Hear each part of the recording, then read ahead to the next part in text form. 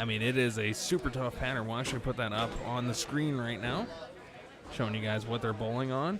Ray, you want to do your thing on this? Tell us a little bit about it. I had to do it last game. I wasn't very good. It's all right. The pattern is 42 feet in distance, so it does have quite a bit of length.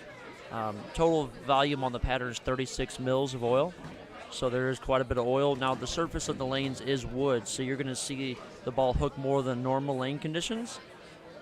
With this, it also has a forward oil. So forward oil is going to carry down the lane normally. Reverse oil is going to beef up the heads, the front of the lane. With this having less reverse oil, down lane should get tighter and the front part of the lane should hook.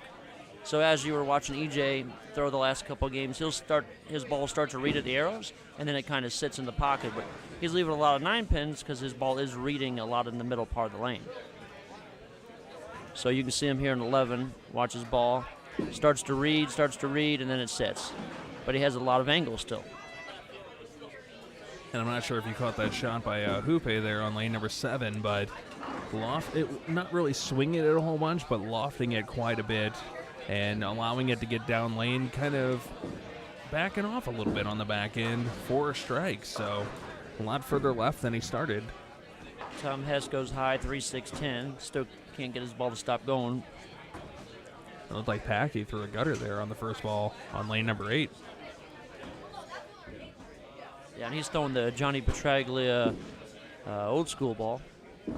Oh, it is the urethane? That is. Yeah, okay. He has the plastic ball as his other ball, too. So okay.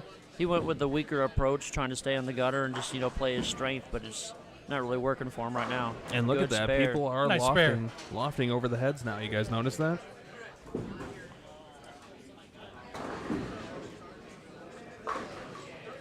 And DK saying I would easily clear a 300. Yeah, maybe over the 8 games I'll eventually get to a total of 300.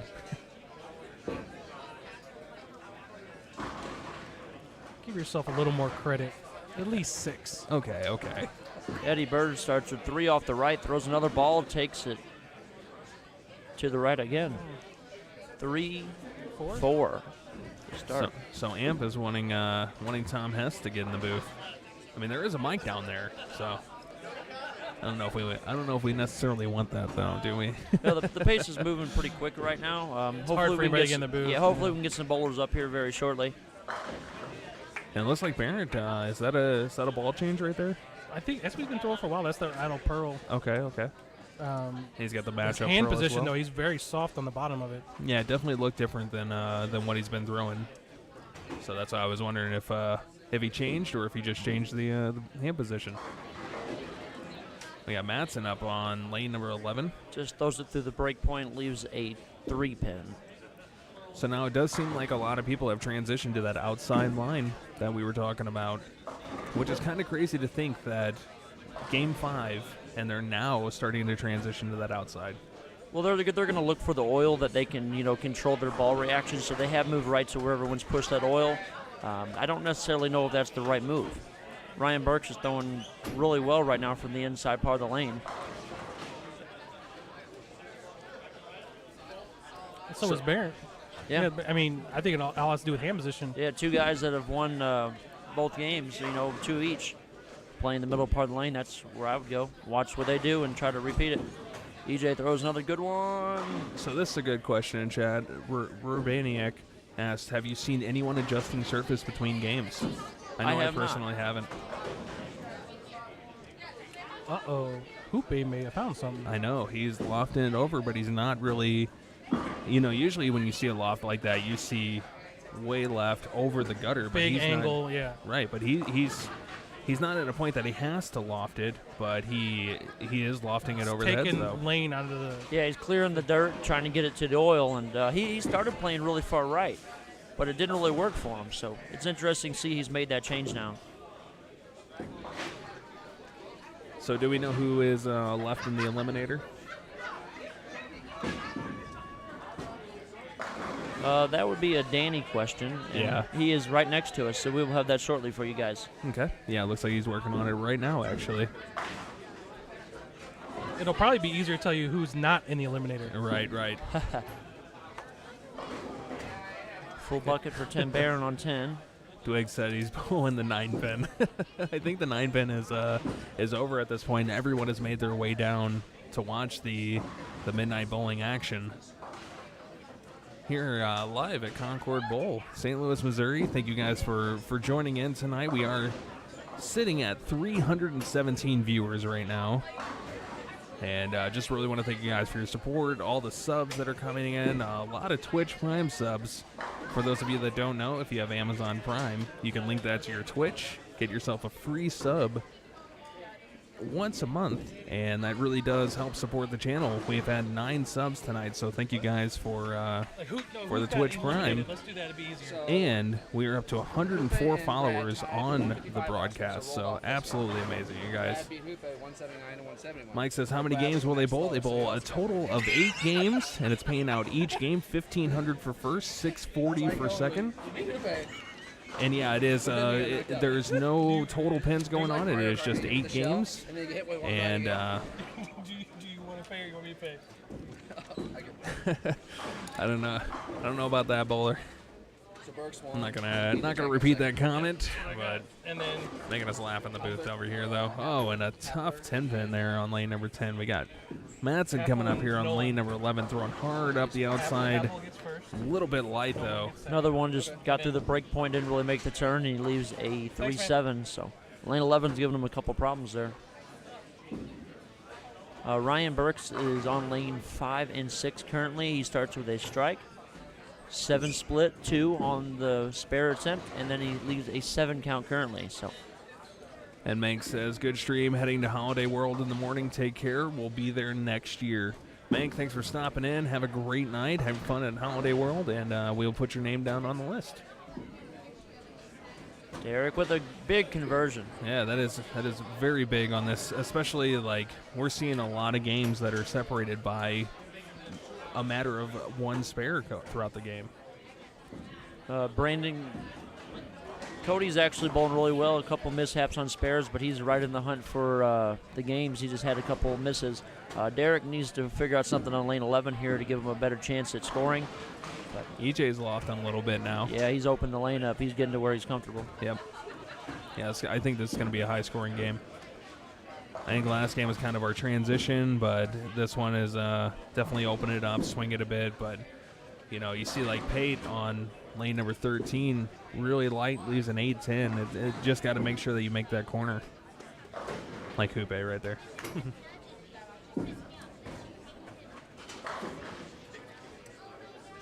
Any clean games so far? I don't think we've had one. Burks was clean? Okay. Yeah, his last game was clean. Okay. But there are few and far between. Ryan Burks is jumping in front of the ball return over here on 6, a little different angle, trying to move in. Brooklyn takes the 6-10 out.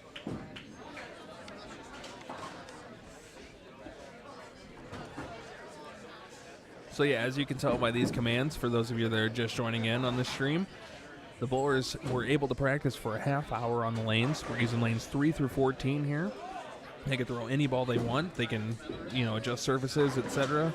But by the time that half-hour practice ended, they had to choose 2 bowling balls that they were going to use for the whole duration of the 8 games. So they only have two bowling balls. So if you type in exclamation point then the bowler's last name, you should be able to see what bowling balls they are throwing. And yes, that is a half hour of practice that they were allowed.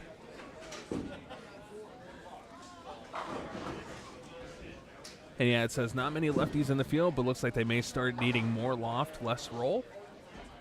I can see that. A lot of the left-handers are using strong asymmetric balls with surface, so I can see their side starting to get torn up easier. Especially with people moving in a little bit, Absolutely. Because it's interesting because instead of burning the heads, they're going to cause, they're keeping it tight, lofting over the heads, but hitting that little bank of oil, which can cause some funky carry down on their side for sure. Yeah, they're definitely going to see it soon. Oh, Eddie Byrd with another good pitch. That's a double. And I see Book Kroll in the chat. Welcome to the stream. We got Fizzy saying, found the stream from Brad and Kyle's YouTube channel. Great stream, guys. That is really cool that they put that out there. I mean, like we've been kind of ranting and raving about how awesome their channel is doing, how cool it is, and it's just it's good stuff to see. Derrick Matson rolls the 3. Finally got one on the lane 11. Brad Miller working on a possible 270 down here, looking for a turkey. Really tight. Oh, 8-10. Didn't corner at all. So many people here from Brad and Kyle. That's awesome. Welcome to the stream, guys. Thank you for giving us a chance checking us out on a Friday night. We're going to be here pretty late, and we're a little over halfway through. 3 hours into the stream now. A little over 300 viewers. How many people bowling not from St. Louis in the field? That, I'll have to look and see. One. I mean, I would say at least half are from St. Louis, which is really cool to see the local support on that. And how are they doing? So Tim Behrendt has won. Oh, not from St. Louis. There's 9 bowlers that are not from St. Louis, almost half the field. So pretty much. half the field, yeah, 18 bowlers, 9, yeah. We had a couple drop out, a couple changes before the tournament. So EJ Tackett is out of the not from St. Louis. Ryan Burks, I believe, is not from St. Louis. Ryan Burks is from Missouri, but not from here. Brad's from Kansas City. Okay. I believe Nick Pate is up north somewhere. EJ Tackett is Indiana. Tom Hess is Iowa, I believe. What pattern are they bowling on, Ray? One more time for you guys. It is 42 feet, more forward oil than reverse oil. 36 total mils of oil on the lane. So it is not house shot. It is sports shot compliant, 1.56 ratio on the outside. So pretty flat overall, but the lane surface is wood. So high friction bowling center. And I'm actually going to put that in as a command as well. I'm going to try and do my best. EJ goes a little light, leaves a 2-4-10. 1K to enter, but how much is each game pot worth? So first place is worth $1,500, and second place is $640 per game. Per game, and it's 8 games. We already have 2 folks here that have already won 2 games, so they're already at $3,000 plus whatever they've made in the Calcutta. And the $200 eliminator pot. Tons of money here.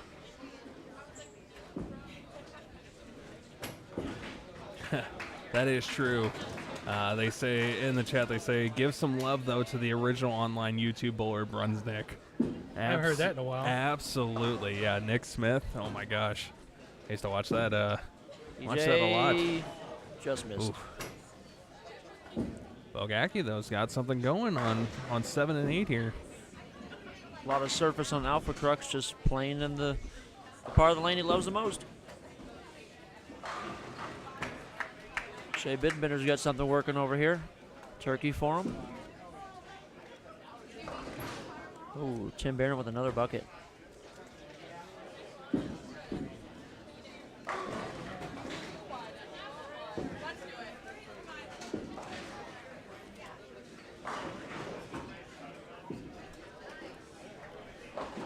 Derrick Matson went light 3 times in the lane 11. Looks like he squared up his angle there and goes straight through the face for a big 4. That was right, immediately off his hand. Yeah, it was pretty right. Tom Hess can't get the 10 out.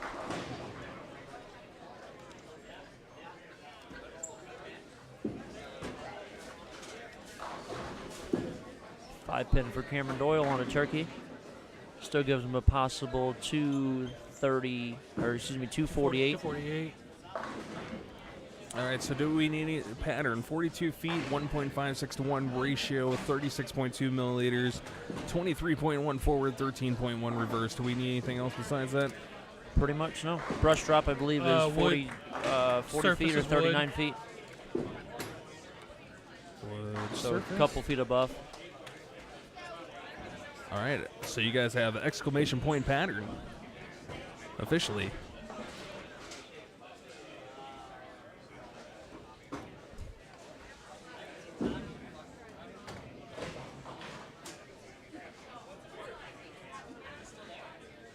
Yeah, that is cool.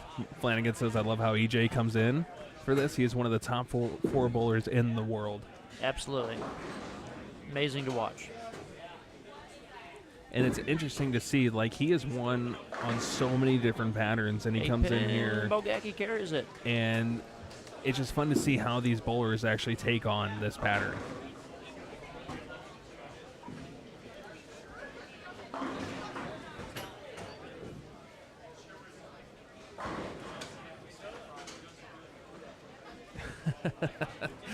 Dennis in the chat says, I think these scores are outrageous. The scoring in the sport needs to be curtailed?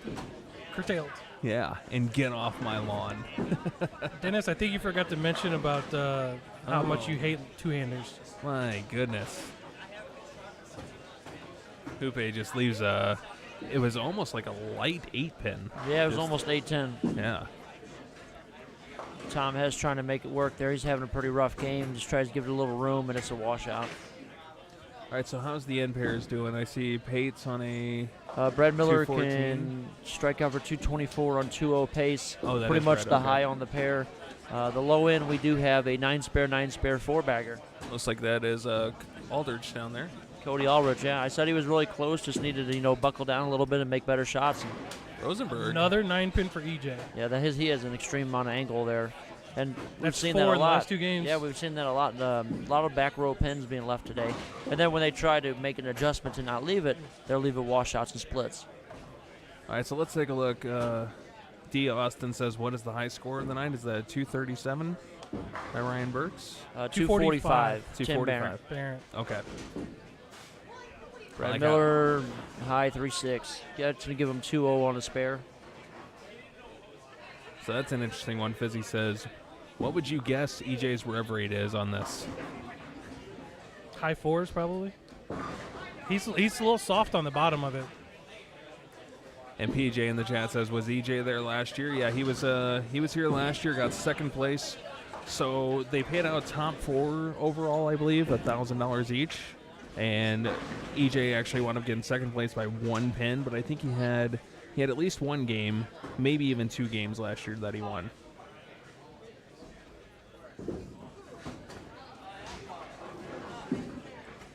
And Dennis, defending himself in chat, says, my high school team is 16 strong and 7 of them stick their thumb in the ball, so I don't hate two-handers, I teach them. I was just referencing the comment about get off my lawn. And here we go. Amp in the chat says, where's the blue oil? There you go. There's the blue oil right there on your screen, showing the pattern.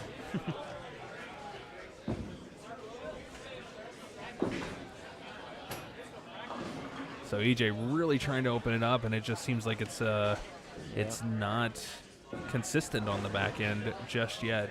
Looks like he left the 9 and tried to make a little adjustment, and it just didn't finish for him. Yeah, Brad finished with 201 down there. Look at these scores on 5 and 6, you guys. Shea Bittenbender on 5 in a row, on 5 and 6.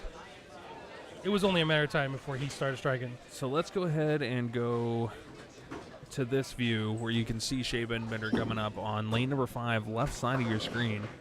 9-pin for Tom Hess. So, Mr. Heat, that was last year that they paid top 4. This year, it is just all by game by game. Total pins do not count. It is just 8 games. Top 2 bowlers get paid out. Shea needs 9-count spare to lock out Hupé. Yep. And Cody Aldrich goes 9 spare, 4 in a row, 9 open, and wraps at 10.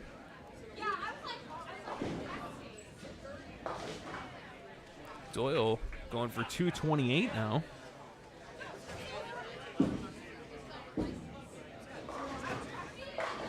Oh. But more importantly, lane number 5, Shea Bittenbender stepping up. He has a 259 with the last 2.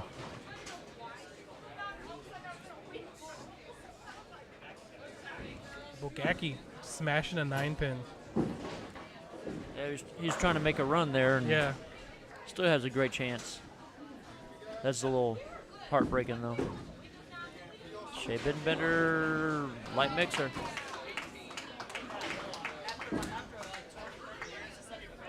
I didn't. Yeah, I didn't see any of the comments. Yeah, Brendan, I heard about the video, but unfortunately I don't have a subscription to Flow Bowling. It was blown out of proportion. I mean, that's That's content. That's how you make content or get content. And Sapolis going for 4 in a row here on lane number 3, you guys. He has 2:55 left. Oh. Comes in light, though, leaves a 2:10. Bittenbender, here it is for 2:56 right there. 2:56 for the win. Cody Aldrich still going for 2:36 down there on lane number 4. So I see a 2:01 down here. A couple of 2:0s. Ryan Burks can strike out right here for 2:15. And Hawk in with the 100 bits. Welcome to the stream, Hawk. Hopefully you're having yourself a good night. Hawk, a major supporter of the stream. And it's good to see them in the chat right now. So right now, 227 is second. We got a 236 on lane 8, but Bogacki coming up. Aldrich leaves a 4.9 on lane 4, and that takes him out of the running.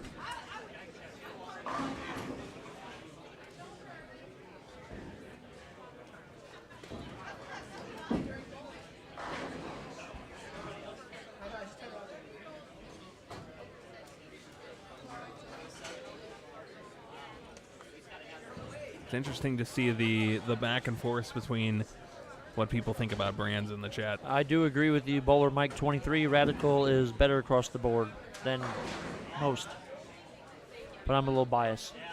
I have to agree with Flanagan on this one. Tom Adcock on tough conditions. I mean, that's someone you want to see. That's a hard guy to beat. Right. Him and Queen. Yeah. Why wouldn't either of them bowl this? I don't know. It's not that far of a drive for him if I remember correctly. Yeah, they're from Decatur. Decatur, Yeah.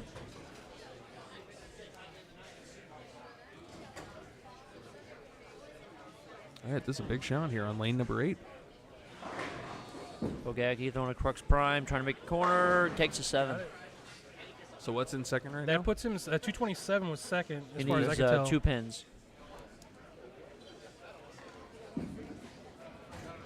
Ricky, I can't see down there. Do you see anything down there? Sapolis had a chance and then opened in the 9th, so he can shoot 221. Rosenberg can shoot 225, it looks like.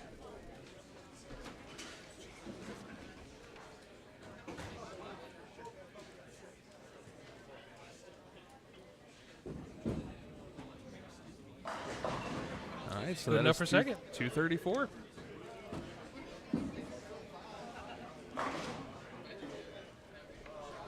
If I'm not mistaken, I think Shea had high game last year too, with like 59, I think, and and EJ had a 255. All right, let's go ahead and get these games. Actually, I'm going to get the game number updated here real quick.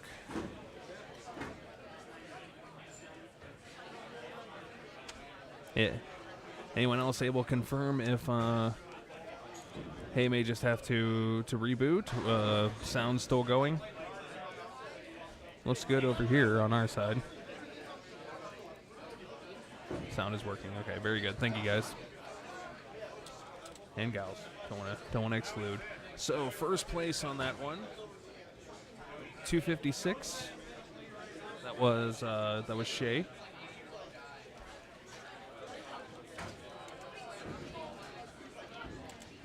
And then second was John Bogacki. Is that right? 230 or Yeah. 220? 235? 34. 34. 234, okay. My bad. I just want to make sure that I got everything good to go.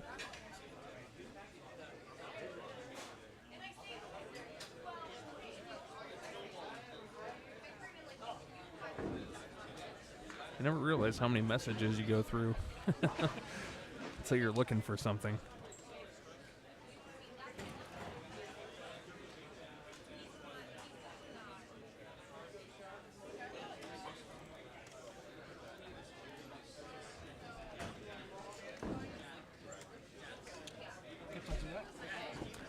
I just wanted to make sure that it was John and not Jon. But then I decided. I couldn't tell you that. I know how to spell his last name. It has first. Right. You know the easy one, right? Exactly.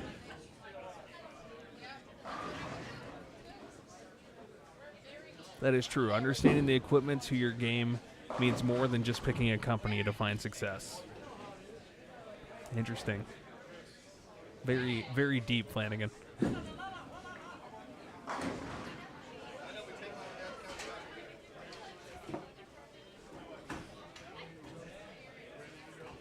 Sorry, just catching up on Chad. Everybody's out for blood. It's getting heated. Yeah.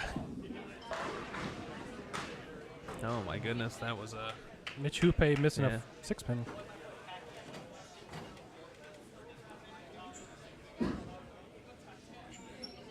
All right, guys, with it being game number 6, 3 games left. And it's not even midnight yet. It's going to be an early... It's going... Way I don't want to fast. say it's going way too well. It's going way too fast. It's smooth. I mean, this is what we like to see.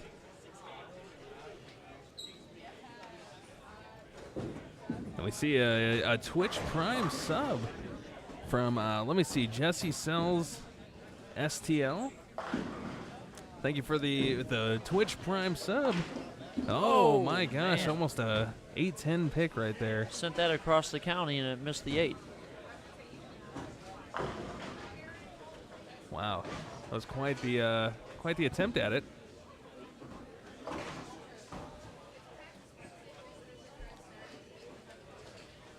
So just looking at see, do different companies have different characteristics? Absolutely. Yeah. 100%. Yeah. Mm-hmm. Some brands hook earlier than others. They put their cover stocks at different surfaces. Some brands are longer than others. There's some others that, bowling ball companies, it's like cars. You like Dodge, you like Ford, you like Toyota. Somebody mentioned some are going that to in last chat. longer. Some are going to have more performance. It's really about what suits you the best.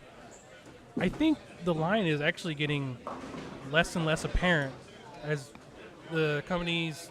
Brunswick is always known to roll early, but they're getting some good long, angular stuff.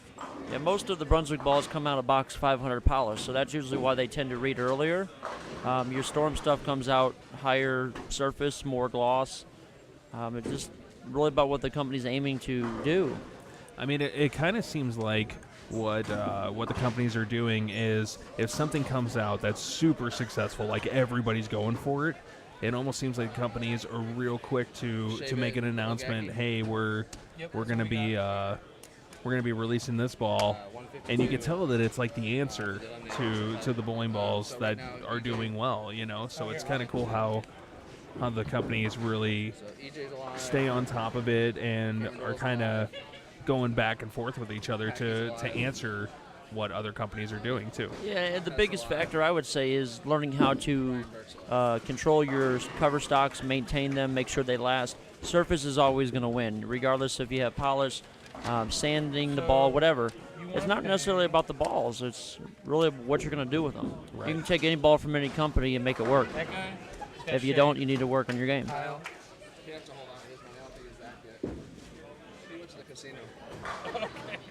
All right, I'll hang on to his. Packy throwing a plastic ball now on 9. Doesn't make the turn. 3-pin. Oh, he switched to his T-zone? Yep. Wow. And then Derrick looks like he switched to a purple hammer. Foul for Kamron Doyle. High Brooklyn. That's a 0. Lavy moved in. Dude's making a kill. I think he's gone Brooklyn. Yeah, Derrick goes 9 spare, 9 spare. Still hooking early. Leaves a 2, 7, 8. Shea Bittenbender. High split. And just in case you guys didn't hear, it is the last call for snack bar. If you need to get something from the snack bar, you're about to close. Oh, man. Yep, Behrendt starts with a strike. So, yeah, that'd be his 3rd win if he can manage this game. So. Are you really calling a winner after the first strike, Ray? Mike said that he threw a strike, he could win his 3rd game. That's true. That'd be 4,500 already for him. Right. I got an update on the eliminator. Right now we got 5 bowlers left. EJ Tackett, Kamron Doyle, Packy Hanrahan, Tom Hess, and Ryan Burks all left. and that's going to pay out quite a bit of. I believe 1,600, 400, or 15,500. 1,400 for first place on that, and 600 for second place. And that was that's a right. $200 entry fee, and 10 of our bowlers got in that tonight. Nice little bonus at the end. Yeah. Think about it. You could get through this and not win a single game. So And still profit on the night. Yep. So Lavy's moved in on our live stream pair. And he's gone 9 spare, Brooklyn, strike. So, and somebody said keep an eye out on Hess. They said that he closes angles a little bit. Yeah, he's still having a hard time getting his ball through the pocket. Oh, look at that spare. Wow. That's a great conversion. That's how I would have done it. And he almost did the 8-10 there in the first frame. Yep, almost. And he had a bunch of 9 pins the last game. He's got a little over-under. Shea took half his action on the cock cutter. Okay, so we'll just wait to the end. Oh, I know. We'll just put a line underneath it so that way. Well, they just They'll separate it. know, They'll yeah. work it out. So that is true. If ball selection was not important, there would be no reps I on see, 'cause tour. he knows what game. Okay. In a sense, yes. Yeah, I mean they're the ones. The And bowlers shouldn't have to worry about making the changes. Their job is to go out there and execute. So it does help to have someone behind them, absolutely. But those guys pretty much already know what they're going to throw. I believe that's 900 global, right? Yeah. For Lavy. Yeah, he's throwing 2 900 global balls. And if I remember correctly, correct me if I'm wrong on this one, but the PBA Tour up to like probably about 10 years ago kind of had a policy where they did have ball reps, but once tournament competition started, they couldn't approach them as far as like coaching and ball selection and moves and everything during the actual competition. Isn't that how it used to be in I the don't know PBA? when that started, but I remember watching it when I was younger, and nobody could talk to him. Right. So I mean, I remember back in 2008, 2009 when I actually did some PBA stuff. They were so strict on even giving any information about the lanes. Like if you knew somebody coming onto the lanes, you can't say like, oh, left lane is taking more than the right. That was information that was giving the player advantage, and you were, from what they made it sound like, you were strictly against that. Yeah, Shemrecker says about 2009. Yeah, and you also have to look at it. It's different from the recreation to the PBA. I mean, it's different from league bowling. Sometimes, if you're bowling league, you can throw whatever. Now on tour, obviously they're out there bowling for their livelihood, so they're going to want someone behind them telling them exactly where to throw it, when to throw it. But those guys are at such an elite level, they could do that themselves. Right. They're, I they're think not stupid. I think it's really I interesting think they need now. just reassurance. Yeah, it's a lot easier to have someone behind you versus you having to watch yourself, watch your competitor, and worry about your mark. When you're bowling for that kind of money, you just want to be able to focus on your rhythm and how you're going to get to the line. The ball selections. I mean, I think it's really interesting, and especially on the Obsolete. behind the scenes of like Brad and Kyle throwing practice on the PBA stuff, how you have not only one set of eyes, but you usually have at least 3 people watching and kind of giving feedback and saying like, oh, I think you should throw this, oh, I think you should do that. And even on the shows now, they can go over, they can talk to their reps, say, hey, I feel like I threw that one pretty good, and they can kind of back and forth now. Whereas, yeah, back in the old days, you just saw them come back, sit down, think about the shot, and go back up. Now it's they actually usually don't even sit down. They go off to the side and kind of discuss the shots. Yeah, and the bowlers that are out there making money and getting on the show every week, or being competitive, it's not because their ball reps are better. They are performing better. So I'd say that's a very small factor in the overall scheme of things. But it could make a world of the difference too, though. They could see something that you don't see, and they could say, "Hey, you need to make a 15-board move left." I mean, you never know. You really don't. I remember Danny. So Danny runs the tournament. I remember at Junior Gold, Danny's first year that he did really well and made Junior Team USA.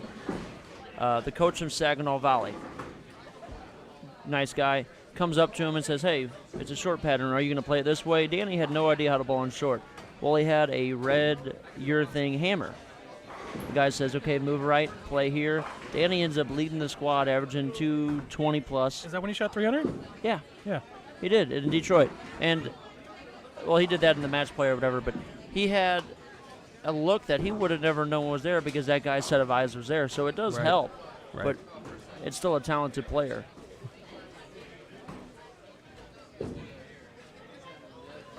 It's like Mitch Hupé. It's my buddy Kevin. So a lot of talking about collegiate bowling and how much urethane is being used out on college tournaments. And Ray, I feel like we were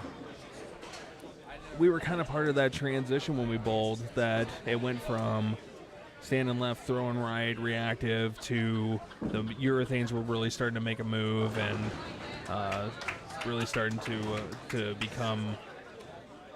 Yeah, there was kind of the definitely dominant choice. a transition period there. And college used to, everybody would burn it up and move left, move left. Now they Right. don't reveal the patterns, so it's a lot easier for people to go in there with something they know is going to hook and control the lane versus leaving big holes in the games, especially in Baker for college.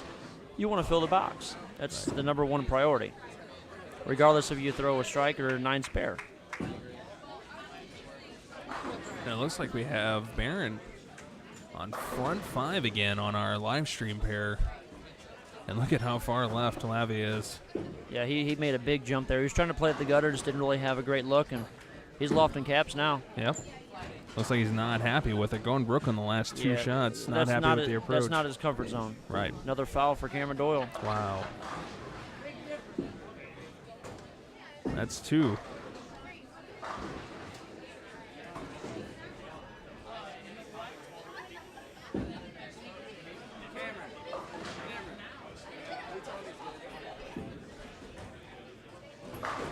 So it looks like. Okay, so it looks like tournament director Danny Spink saying that Kamron did not foul. It sounds like the foul light just was going off consistently. Yeah, it went off about 2 or 3 times in a row.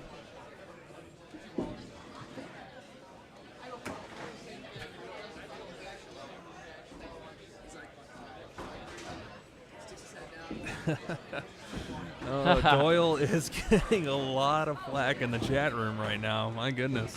Derrick Matson misses a 7-pin.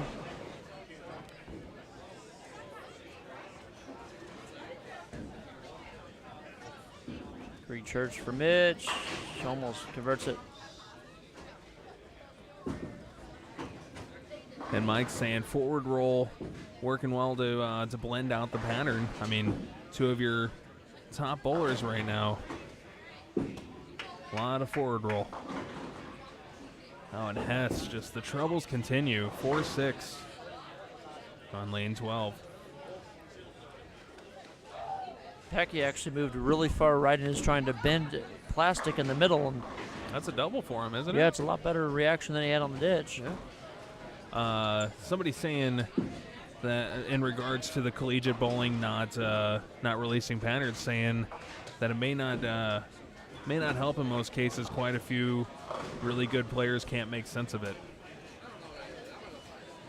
It's pretty hard for bowlers to throw a couple shots and then realize what the pattern is. That's what separates the really good people from the not so high caliber of player. From the good, from the elite. Yeah, exactly. From the good to the elite. When they throw a ball and they can see what their ball is doing, that's when they make the adjustments. That's kind of where we were saying you have the the rep, the bowler, the rep. College is different than the pros. They're not bowling for their mortgage. And what's crazy is that I'm trying to remember which pro it was, because I remember it was like Walter Ray, or it may have even been like Rhino Page or Sean Rash. One of those actually had I think it was for Thunder Bowl, had a binder constructed about the lane topography for each lane. So they knew, I think it was Rhino Page, knew what the topography and what the characteristics was on each. That's very smart. Somebody pointing out EJ on 13, 157. The elusive 157. I remember. The guy that's Byrd. doing really well on the senior tour right now. I can't think of his name. Besides Walter Ray, Right. Michael Haugen. He bowled in his own house, and he ended up winning. And he said he knew the topography for every lane. He knew exactly how every lane was going to react. We have someone in here asking about the Bolero tournaments. What do we think? I haven't watched one yet. Is this the amateurs the and all elite that? series? Yeah. I don't know. I mean, the one I watched had the amateur lefty throwing the idol that got up there and pured like the last three for what was it, $250,000. I was just $270,000. I had no idea they were bowling for that much the whole time I was watching it. Like, I mean, I guess I missed it a little bit, but yeah, I just. I think it could have had a little more exposure to actually give it more likability as far as, the people that are actually trying to promote the sport. One Right. thing I did not really care about it was on an easier pattern. It was on an easier pattern, and it's interesting that they took that route, that one person wins $270,000. Yeah, and you had your 8 pros, your 8 amateurs, so one amateur was guaranteed at least $80,000. Right. There's not one professional tournament that pays $80,000 to win Right. in the United States. The PBA playoffs pays $100,000 for first. Well, that's a little different. That's a whole tournament for the year, basically. You have to qualify and all that. Yeah. But you look at your majority of the tournaments, they're paying, 20. well, 20, I'd say on 25? max 50, 60, somewhere in there. Oh, max, for, yeah. For an amateur to win 80,000, I don't think amateurs should be able to make that money. They should have to go out on tour and compete with these guys. It's not. I mean, I know tons of great bowlers who bowl amateurs, and they're making more than most of the guys on the tour. I don't really agree with that. Yeah, it's kind of tough that You don't go to a golf tournament that's an amateur tournament and make more than what the pros are making. Bowling's been like that for a while. I mean, back in the day, a lot of people would not go pro because they'd make Right. more and more in amateur. Tim Mack was one of them. right. Guy Rob Gottschall, look at Gottschall. Gottschall is one hell of a bowler. He wins a lot of money amateur. I haven't seen him on tour. But he is very capable of going out there and beating these guys, but, I mean, it doesn't make sense for him. He'd rather ball rep. I'm And sure. Preppy says, what is the form of this event? So 8 games, and top 2 games of the top 2 highest scores get paid out. $1,500 for first, $640 for second, and you can see at the bottom of your screen the top 2 for each game so far. Great question there. How do you see topography? Normally you can figure out the track is going to probably be the softest part of the lane. So especially on places like this where you can see the difference in the color of wood, you can find out what is going to be the dry spot, what's going to be the spot with the most oil. On synthetics, it's a lot harder. You go to Nationals every year. Nationals is normally newer lane surface. It's going to be flatter. It's not going to have those divots in the lane to really bank off of. It's really knowing the surface of the lanes, how hard they are, and actually being able to figure that out, which it's hard to do. Cody Aldrich in the hunt again with 2 frames to go. Let's see how he finishes it up. He's got 246 left. Burks has 197 if he can strike out.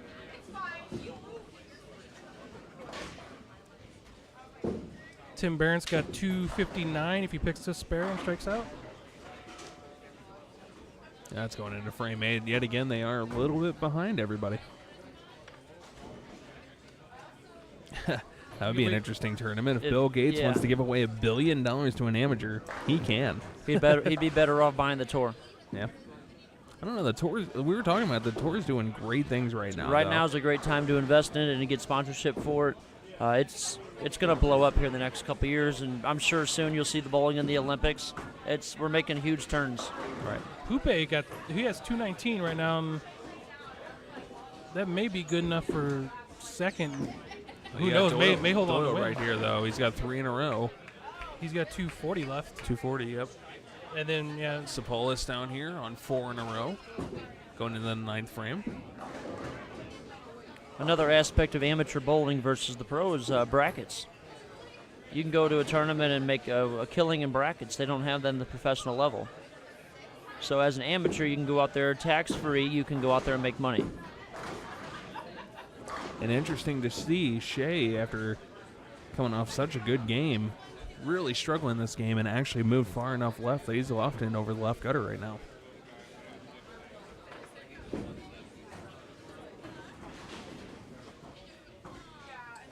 So we have Behrendt coming up here, trying to get back on that hunt for 259. EJ had 186. Oh, my gosh. Ouch. Pretty good looking shot. It almost looked like it just stopped in the pocket, though.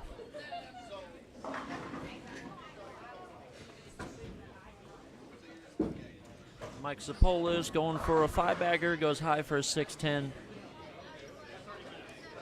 He must have had something happen down there because we were talking about that a few minutes ago, and now he just went for his ninth No, frame. he just bowls slow. Yeah. Well, I would say slow. Although- he takes his time. Although, you know what, though? That's not a bad technique when the people Watch to your around right you, are yeah. behind. Yeah. Hey, and Concord is notorious for bouncing out pins, so I wouldn't be surprised if Tim can bounce this 10 pin out here and give it a run. Yeah, he has kind of a backup motion to his He his does. spare ball, so that's going to really allow that kick off the side. He's got a chance at this. Kind of Let's a actually- backup knuckleball at it. Let's actually put this full screen just to see. Oh, Ooh. got his one. Still has a chance for 220 or 236 if he can punch out. Let's point out on lane 11, Czmowski, possible 225. A little wide. Same thing Derrick did on that lane. Leaves a 267 or 367. Excuse me. Kamron gets one. That's a big miss.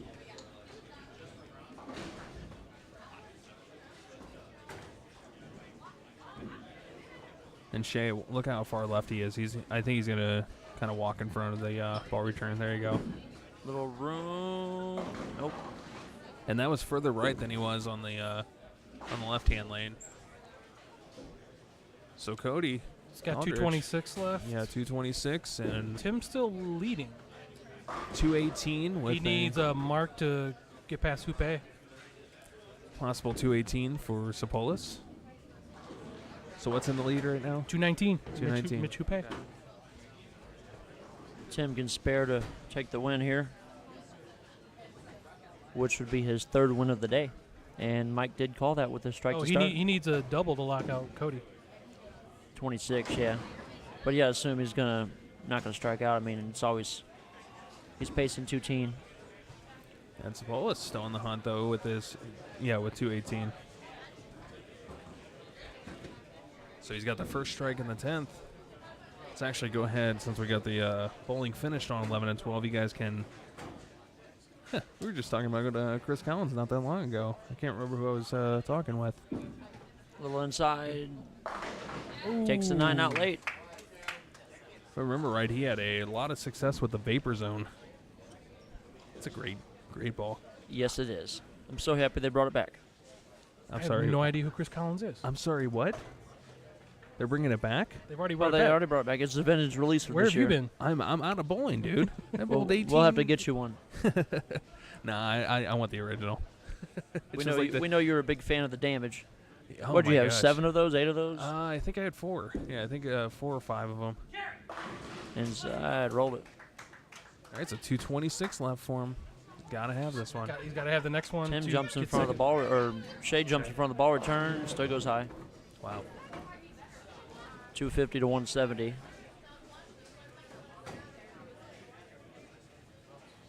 Yeah, I mean, technically. Bowler Mike, I mean, this isn't really an amateur event. I mean, Right, it's an it is- open event, It's yeah. open. Yeah. So payout per game is 1,500 for first and 640 for second. So Tim's going Sapolis. to be up after 6 games. He'll be at 4,500 so far. And that If he gets this 2-8, one. that 2-8 on 5 pretty much takes the pulse out of it. Pretty good shot. Oh, right to the Ooh. nose. All right, so Cody Aldrich can strike here to have Unless he picks it, but Yeah. yeah. That's a pretty tough one. Hey, we were just talking about how you can bring him out. Time zone in this event is Central Standard Time. It is currently 12:06 here. Yep.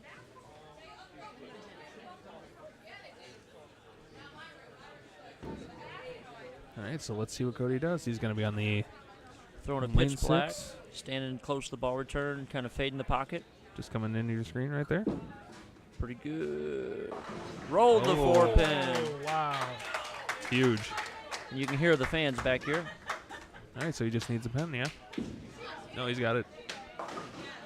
225, so he'll Yeah, it's need 9 two- pins here to Yeah. tie. Tie, Strike to win. Yep. Ooh, this is what we're talking about. This is the bowling that we like to see. Right. 1 strike for over $800. Yeah, 860 between first and second right now. Huge shot. And this will be Cody's first clean game of the day, and he actually picked a split in the second frame. So.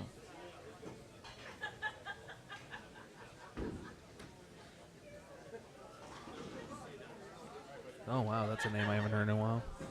Randy Weiss. I think it's wise. So tie for first split's 21.40. Yep. So that'd Yep. be 10.70 each. So profit for both people on their entry fee. Don't make me open the envelopes. Start Right. splitting money. Right. All right, so here we go. Left side of your screen. Wind up. The ball is off. A little wide. Looks good. Great shot. 26. Great shot. $800 strike right there between first and second. That is huge. Wow. He was close every game, just had a couple mishaps, and that one he finished it out. Jen Helferstay bought Cody.